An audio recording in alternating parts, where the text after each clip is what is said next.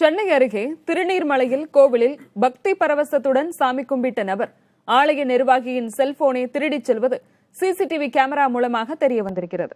சென்னை அருகே திருநீர்மலையில் சற்று வேறு விதமாக அரங்கேறியிருக்கிறது.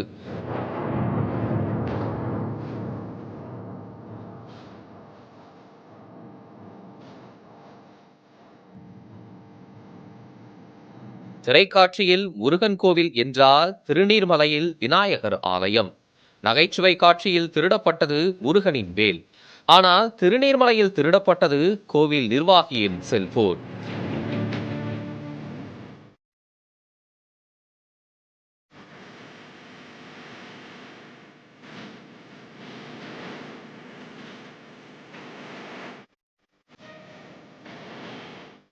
திருநீர்மலையில் உள்ள ஸ்ரீ லட்சுமி விநாயகர் கோவிலுக்கு இருசக்கர வாகனத்தில் ஒரு நபர் வந்தார்.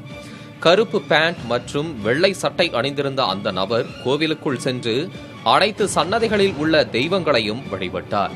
சுமார் 1 மணி நேரம் அவர் மனமுருக வழிபட்டதை கண்டவர்கள் அந்த நபர் பக்திமான் என எண்ணியிருப்பர்.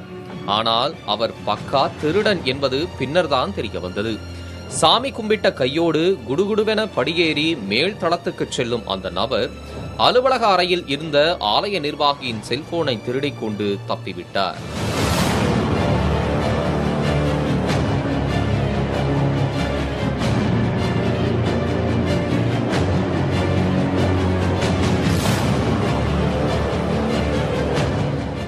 மேசையில் இருந்த செல்போன் மாயமானதால் அதிர்ச்சியடைந்த கோவில் நிர்வாகி சிசிடிவி காட்சிகளை ஆய்வு செய்தபோது பக்தர் போல் வந்தவர் பண்ணிய வேலை என தெரிந்தது.